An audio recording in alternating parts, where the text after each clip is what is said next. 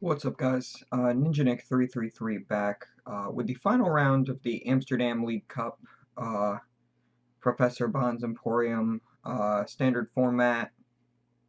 We have myself here on the left with the Zoroark Garbodor deck still, just like the last round. And we have on the right, we have, I believe his name is Chris. He's new to me, I haven't met him before, but he's playing UltraSquids. Are they kids or are they squids? I don't know, we'll find out. Uh, this matchup is pretty favored for ZoroGarb.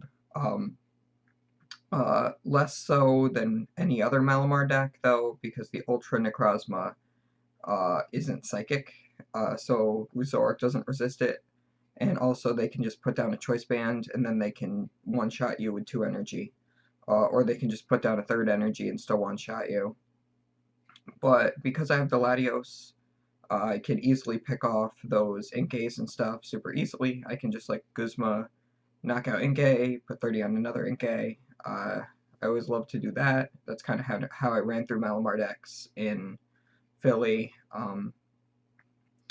We also have the Tapu Koko promo to spread 20 to take the edge off of the Ultra Necrozma, just in case, because then I can do the Wombo combo and hit it for like 180 with Choice Band Kukui Devoured Field, whatnot, shenanigans.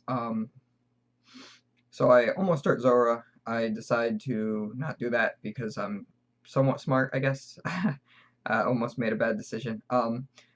Zora wouldn't have been a bad start, but I felt Garb would be a better start, knowing that I'm almost guaranteed to see an Inkay as my opponent's starting Pokemon. So if they play one item, I can hit their Inkay for 40 with a Trash Avalanche. If I play Kukui, I hit it for 80. So it's a one-shot. Um, Also, if they don't start that, I can make sure that they don't play a lot of items, which will hinder his setup a lot.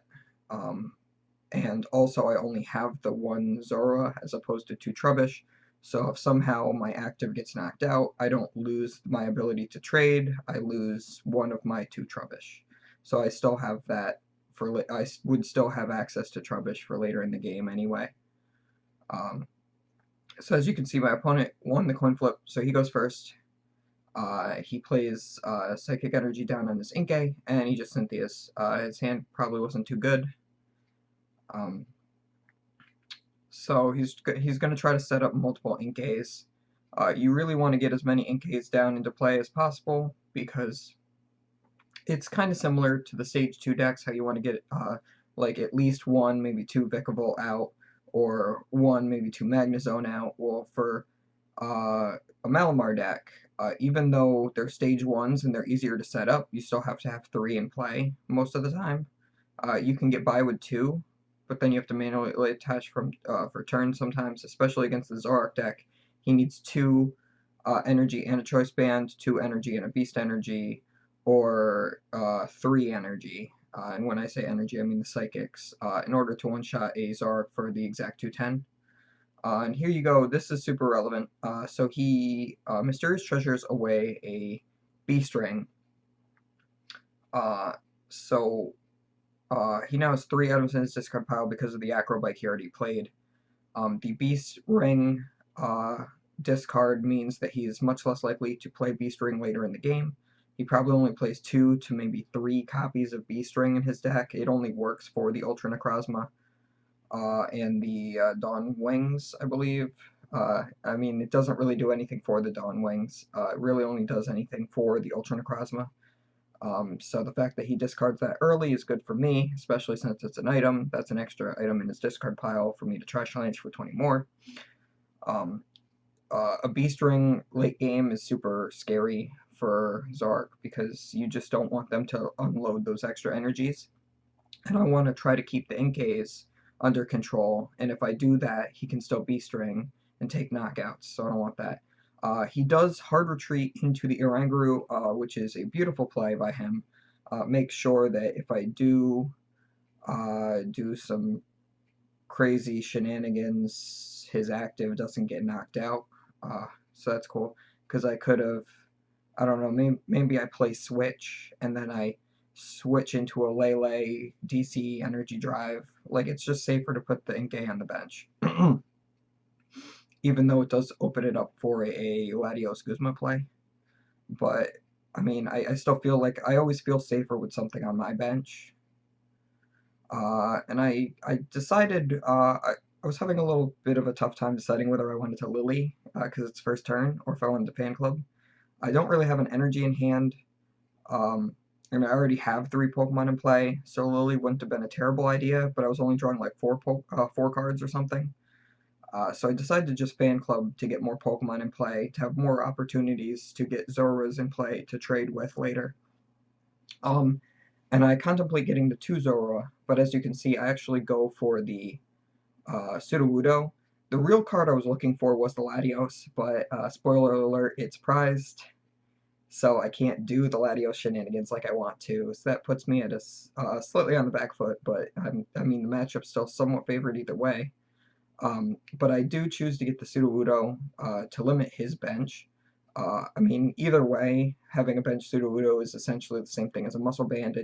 I do 20 more damage because I have a Pokemon in play with Riotous Speeding. But this is going to prevent him from setting up multiple attackers at once. Now if he wants to get his magic 3 Malamar number on his bench, he can only have 1 Ultra Necrozma. So that means every turn, he's going to have to, every time I knock one out, he's going to have to load up a new one that turn and then have to find a way to retreat. So that's an extra energy attachment. So like if he uses the Ultra the Moon as his ways of retreat, he's going to have to attach an energy to his active, which means he's not attaching a metal to his benched Necrozma. The other cool thing that it does is it prevents him from having space to put Marshadow on his bench, so he doesn't use the Let Loose effect to judge me. If he actually did use it that turn, as you can see, he discarded it. It wasn't going to be super relevant anyway, because my hand was just a bunch of supporters that I don't like. So I'm just going to Lele Wonder Tag for a Cynthia next turn. But I guess it could have mattered, because he could have put me to a hand with like no supporter and no way to get Lele, and that could have been bad, and I would have just got ran over. But as you can see, he just Mysterious Treasures again. I believe he's at 5 items now. I'm keeping a track. I don't know if you can tell up there, but the dice is ever so slightly off camera. RIP. So you can't actually see my count, but I do have an accurate memory of exactly how this game goes, because it was pretty sweet. And then you see the Instruct for 2. Now this guy draws like a god this whole game, and that Oranguru puts in so much work drawing cards. He instructs for like 2 or 3 every turn. So there you go, you see the attach of the Psychic Recharge to his bench. He attached a Beast Energy for turn, so now you know that next turn all he needs is 1 Psychic Energy, which he can either Psychic Recharge or attach for turn, and he can one-shot a Zoroark, so I'm a little scared. And here we go, there's my Tapu Lele using the Wonder Tag ability, searching my deck for the Cynthia to shuffle back in my Kukui, Guzma, Lily, and whatever the 4th card was, I don't even remember, but it's like, I could have tried to Kukui, Rescue Stretcher, okay. So I could have tried to Kukui, and, but if I Kukui'd, I would have needed to draw Garb Psychic Energy, because he only has 5 items. So I was really tempted to do that, to hit the 120 number, but later in the match it's actually kind of important that I didn't Kukui, because actually taking the knockout on this Oranguru would have been bad.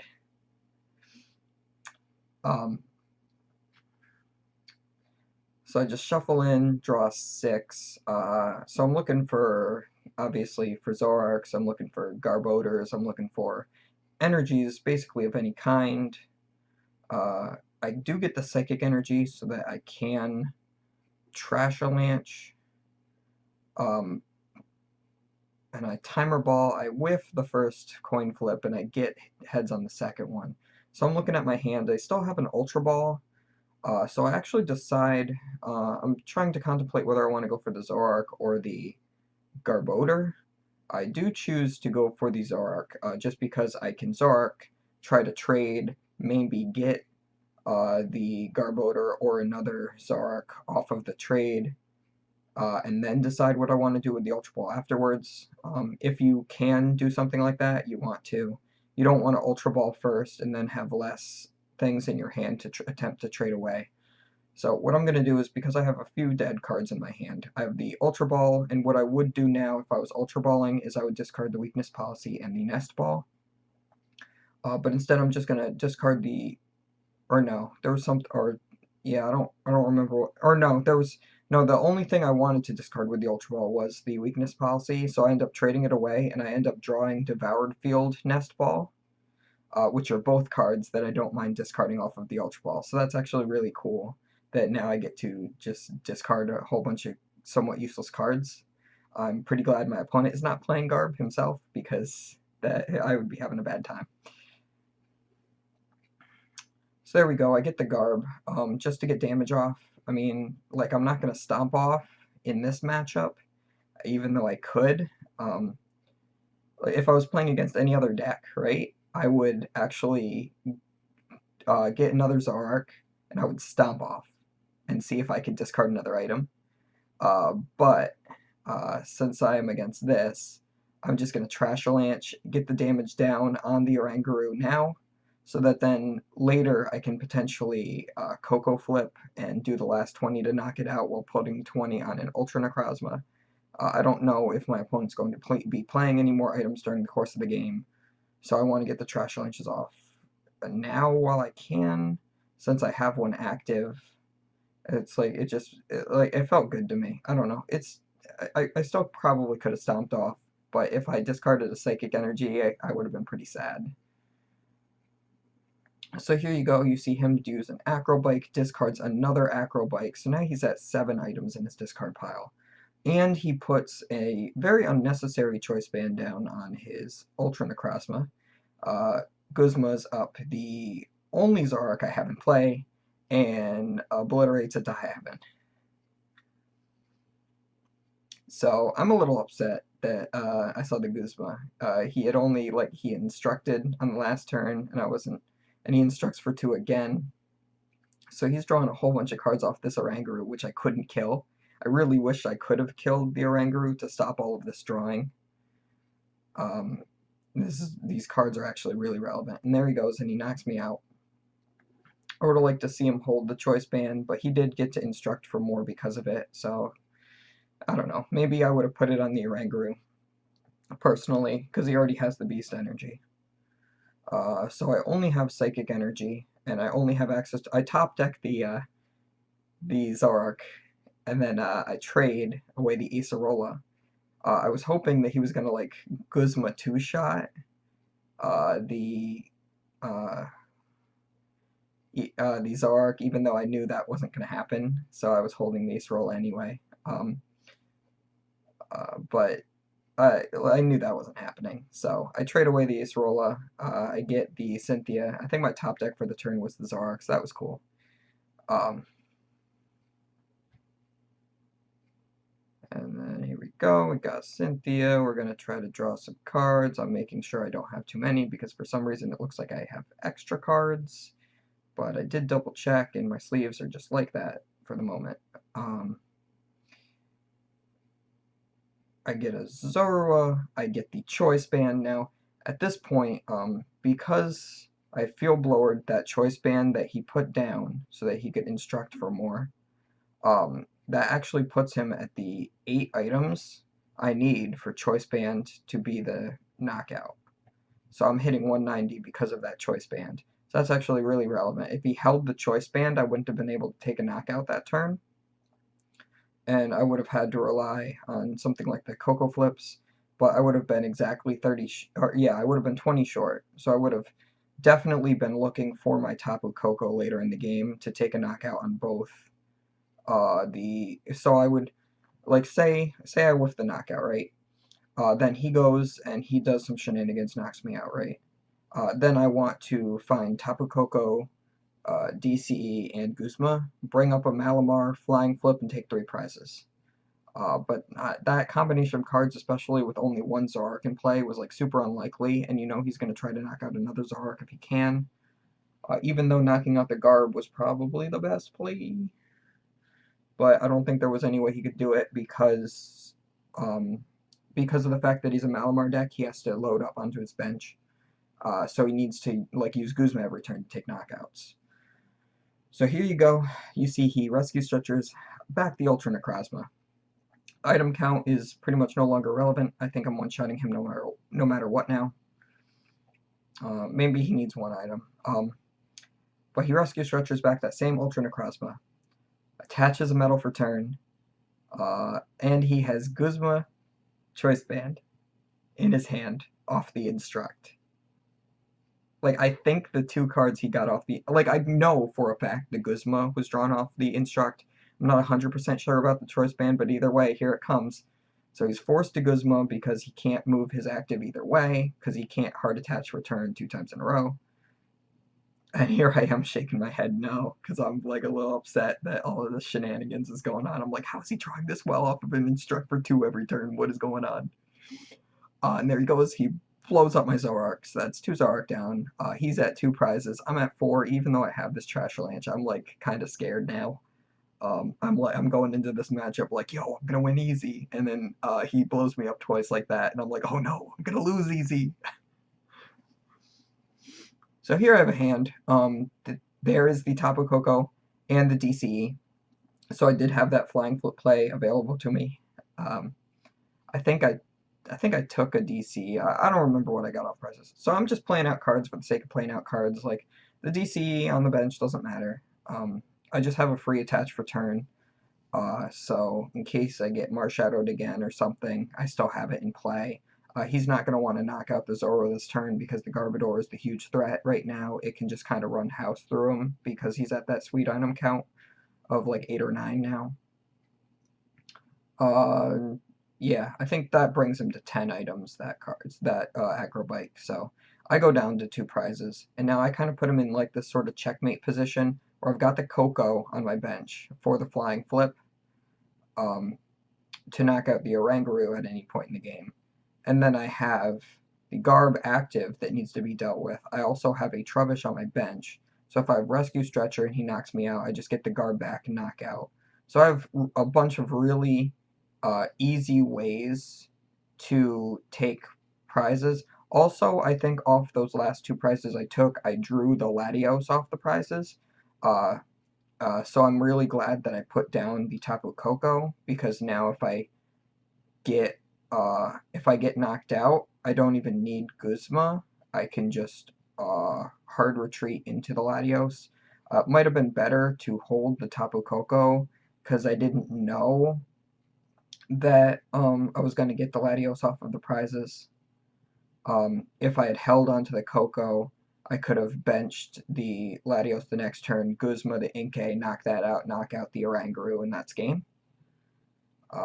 So I have like, I don't know, like 3 different like type of win conditions within the next 2 turns. And this guy, he's like thinking really hard about his Acrobike, and I'm letting him take all the time he needs. He's apologizing and everything. He's like, I'm sorry I'm taking so long. I'm like, no, take as much time as you need. We got like 10-15 minutes left on the clock. Don't worry about it. And he chooses to discard the Lele.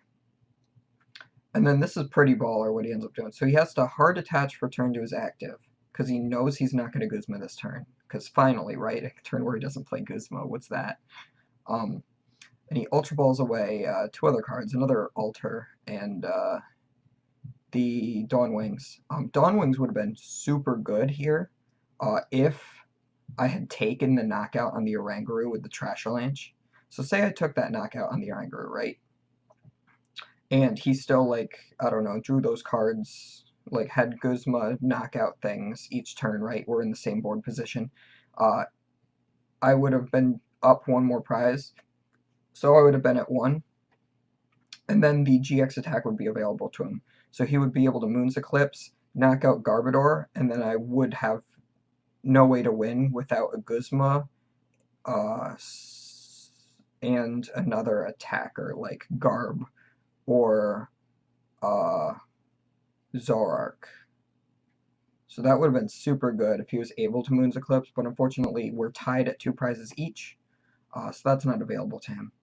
So he goes and he gets another Ultra Necrozma. He also got the Guzma, I believe, off of the Instruct as well. So he gets 2 Psychic Energies loaded onto there. And we're no longer on B-String turns, so that's another thing. So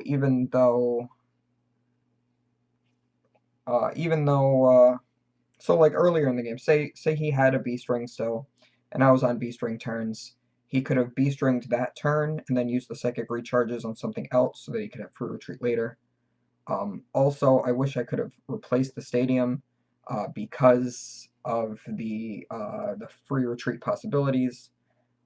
But the 2 cards I did get, it was not only Latios, but it was my stadium, so I wasn't able to discard his stadium by playing mine. And as you can see, I just Guzma knockout because all he can do is Hypnosis, put me to sleep. I flip Tails on sleep, and I just Guzma knockout. That is the reason I put down Tapu Koko, though. I do remember thinking that. I remember thinking, okay, he's probably going to Hypnosis me the next turn, because he's going to have to put up an Inkay and pray. Because there's no way he can set up a third one, right? Even though he got really close. That's, I think the real key here is the fact that he's just playing Ultra Necrozma. If he was playing a straight Necrozma deck, it would have been more consistent. The Rukon list that got second at Philly, probably, if he drew just as well as this guy did, he would have just pushed me in. Wouldn't have even been close, because he would have been able to do the exact same thing, but by only attaching Psychic Energies, not needing the metal every turn. So that would have been good. I really like Rukon's list. Marshadow's a good card, even though it has 150 HP, even though it's Psychic weak. The fact that it's Fighting type and can one-shot Zoroarks is cool. It can Moon's Eclipse and everything, so there's that. I personally am not a fan of the UltraSquids, but it is a good deck, as you can see. If you draw hot with it, you can get super close to beating ZoroGarb. So yeah, this matchup should have been free for me. This guy played super well, and he drew super well, and he just was like an inch away from victory. So I'm super happy that I got lucky and clutched that out. So I hope you guys enjoyed that. I just want to make a little amendment to round 1. I did talk to the 2 guys who played in round 1. James was talking about how he had to play at the end when the Cutie Fly had damage on it and the Duskmane had 30 HP left. James said that he was looking for the Latios and couldn't find it on the Stomp Off turn, the turn he stomped off. So he actually, if he had a way to get the Latios, he could have Guzma'd up the Cutie Fly, knocked that out with Breakthrough, and then Breakthrough 30 to the benched Duskmane and taken 3 prizes, which were all of his last 3 prizes, and he would have won the game. So he was actually 1 card short of winning that game, even though it didn't look like it was close on that last turn. He actually was 1 card away from winning, so that was really sweet. And also, I picked on Alex for using the GX attack instead of the regular attack, discarding the energy, which opened him up to that Lele energy drive play, which then later opened up the possibility of the Latios win.